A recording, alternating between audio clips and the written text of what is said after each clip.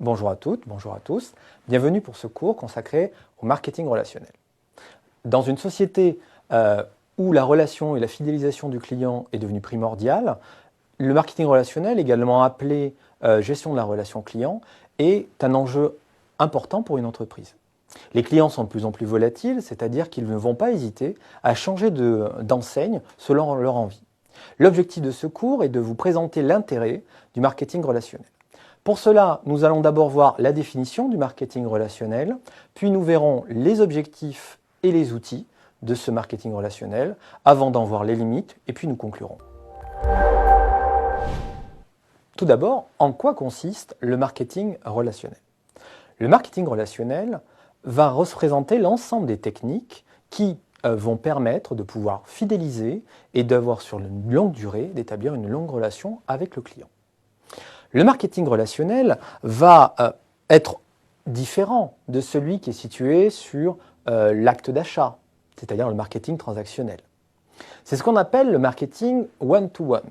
Autrement dit, c'est une offre personnalisée, c'est une approche marketing personnalisée en fonction du client. Elle est très différente de l'offre en one-to-many qui va s'adresser à une plus large clientèle sans les cibler. Si l'on essaie de regarder ce qu'on va proposer dans le cadre du marketing relationnel à un client, le premier objectif, c'est d'avoir une relation qui est privilégiée. Nous allons essayer de proposer au client de le fidéliser sur la durée, de lui proposer quelque chose de très particulier et de très ciblé.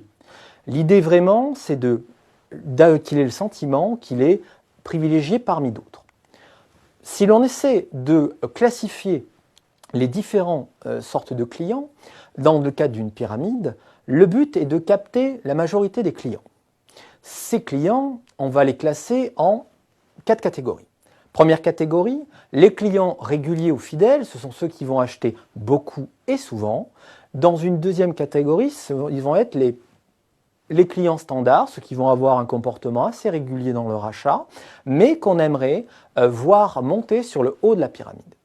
L'idée, c'est par l'approche qu'on va avoir, notamment avec des mails, avec des emailing et toute une démarche de fidélisation, c'est de les faire se hisser le plus haut possible au niveau de la structure de notre pyramide, de façon à ce qu'ils restent des clients réguliers et fidèles.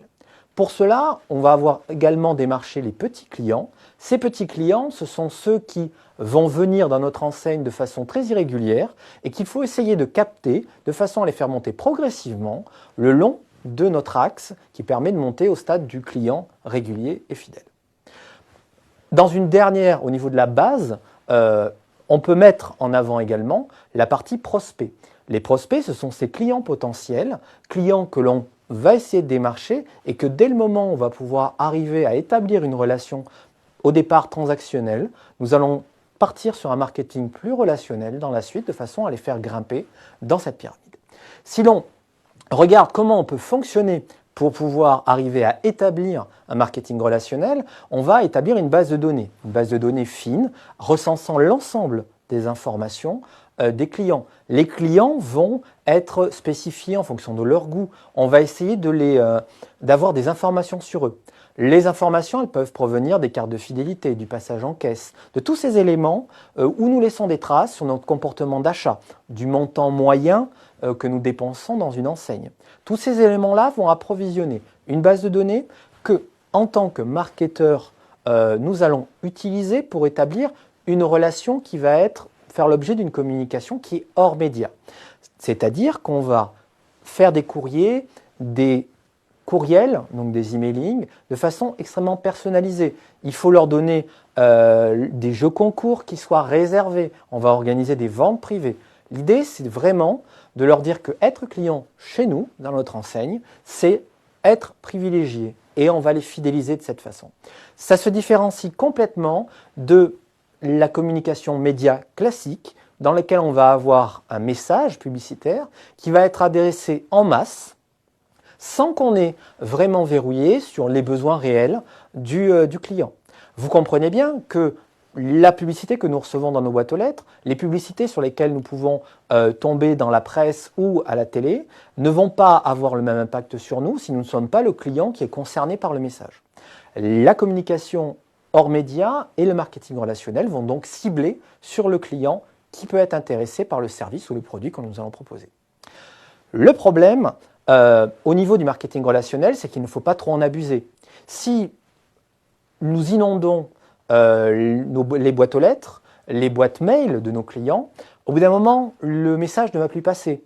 Vous comprenez bien que c'est notre comportement en tant qu'usager, quand on utilise notre boîte mail et que systématiquement nous avons X courriers de type publicitaire, à la fin nous ne les lisons plus. Donc il faut trouver un juste milieu. Il faut essayer de trouver le meilleur compromis pour fidéliser le client, donc lui montrer qu'il est important pour nous, et en même temps ne pas l'assommer par une communication qui serait trop importante et trop régulière.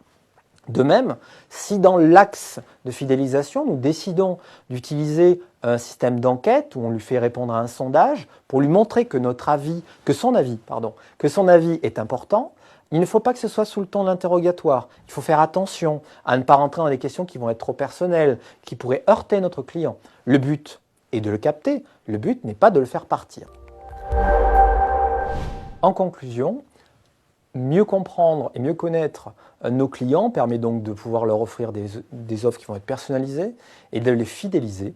Mais il faut faire attention à ne pas les inonder de façon trop importante avec un démarchage qui pourrait nuire à notre relation avec lui. La gestion de la relation client est donc nécessaire et il faut l'utiliser avec parcimonie en faisant attention à ne pas harceler notre client. Je vous remercie d'avoir suivi ce cours et je vous dis à très bientôt. Au revoir.